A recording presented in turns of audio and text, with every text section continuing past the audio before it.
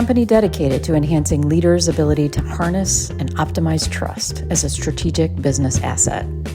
Trust can be motivated by our good or bad intentions and can have good or bad outcomes. What do you think about that? Yeah, I mean, it sounds like we're talking about the morality of trust, right? Yeah. The morals of what we believe to be good could be immoral, right? What we believe to be bad, or even amoral, what we believe to be neither good or bad. So the framework for how we sort of filter and decide, we're always calculating the risk, right? Whether we trust or not trust. Yeah. Yeah. Yeah, we process it, through an ethical framework. And everybody has a different, or every group or identity group or society has different ethical frameworks for making these choices. But we can talk about it related to trust.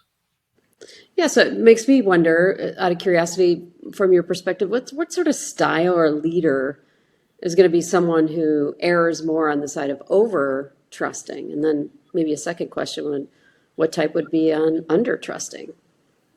Well, that's interesting. Yeah, we always talk about the optimization of trust, and so I think that is the normative positive goal. It's like optimizing trust, but it'll look different in different situations. And so you have an organization, and then you have leaders, and you have leaders with leadership styles that they lean into, or sometimes they have to borrow that don't come naturally to them. But certain leadership styles, I think about charismatic leaders where charisma comes more natural to them. They're much more influential. They tend to be more influential personally and relationally. Their followers tend to feel deeply connected to them emotionally. And that, I think, can tend to lead to employees over trusting their leaders in that situation. So there's the possibility of that. Yeah. Yeah. And so that over trusting has consequences at times, right?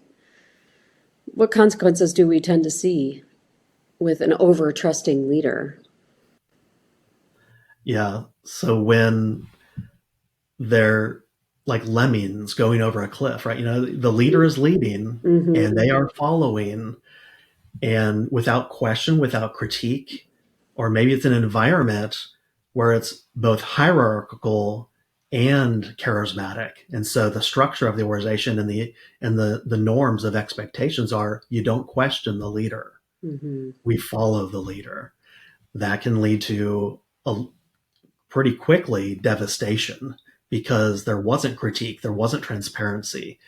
And so the consequences can be pretty devastating because you can go along so far without catching the little things, those things that if you were being aware, you would have seen some of those yellow flags along the way before it became a devastating situation. Yeah, I mean that concept of can truth speak to power, I think is a big one, and over trusting the competency of the leader, over trusting the vision of the leader, and just following along. There's also a famous story about in the operating room when a surgeon is about to do a operation on a patient and has marked the wrong leg to operate on and do surgery on. And yet all of the people around the surgeon are afraid to say anything because they think, wow, maybe I have it wrong. I trust him in everything he does. He's amazing in his abilities. I would never question it.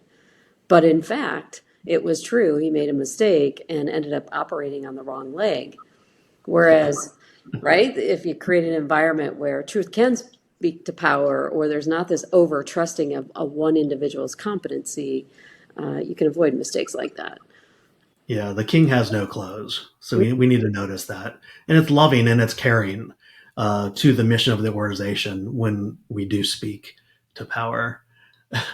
It's over-trusting can occur more often in organizational environments where there's more irrationality or where there's more lack of skill. And when we do that, we put our own interests at risk, and that we can also put the organization's interests at risk more when we're in that kind of an over trusting, non-optimized environment. Yeah. What about the opposite as we think about, leaders or maybe choose a style that's a little under trusting? They're not optimizing the trust either. They might be under trusting. You know, I think more hierarchical and more authoritarian leadership styles tend to that being less participative and democratic, um, tend to lean into that. There's more. They have more control. The system is built around the leader and highly structured, and so they have more control from the top down.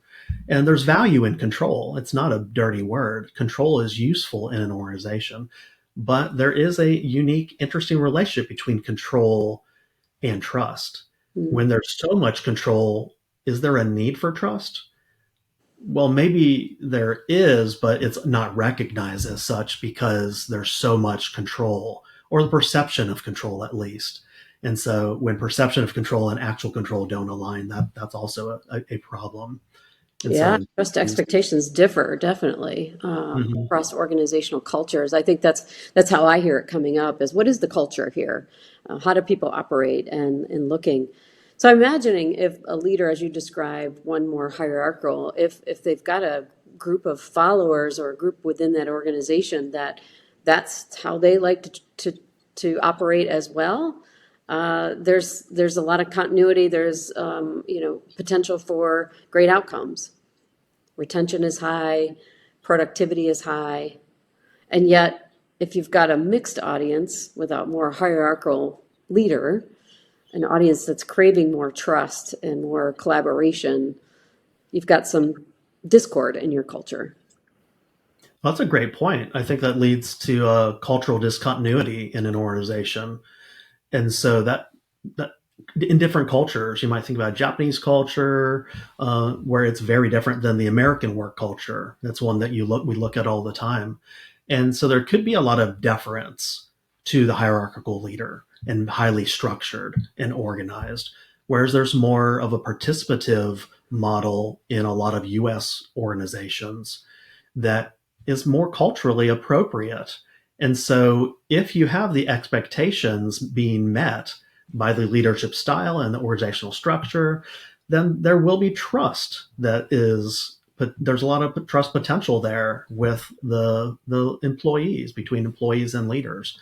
I think you're right that when there's that disconnect, when the structural organization or the leader and their style and their unwillingness to borrow towards other styles that are more appropriate for the purpose of for the mission of the organization or the employees' needs, well, then you have issues there. Yeah, I've seen this probably come up most prominently when there is a merger of a maybe small startup biotech who now is being absorbed by a larger pharma company, and the idea of hierarchy and control is much more prominent in a more mature, larger organization often, and that biotech that maybe has a great startup and had so much trust and empowerment within the organization now is getting absorbed. And so there's some rub in terms of how those employees come together and are able to solve now for a greater purpose of, how do we leverage both sides of that? So that's fascinating. I Yeah, think it just isn't an awareness of how, the leadership really has that ripple effect across the organization. And are you someone who's willing to take a look at that? They do, the research remind us that trust as a strategic business asset is often the most underlooked piece in business and often a blind spot for leaders to recognize the importance of trust. I think that's absolutely true. Yeah, it's a question of we and us. And with mergers and acquisitions, you're becoming a we and an us, but you're not there yet. And Mhm. you and I, are interested in you all coming together and engaging with us on these questions. These are meaningful questions of trust optimization, over trusting, under trusting. And we know you have lots of amazing stories that you can share and in the comments. And so join us in future videos in our podcasts. And we look forward to having you.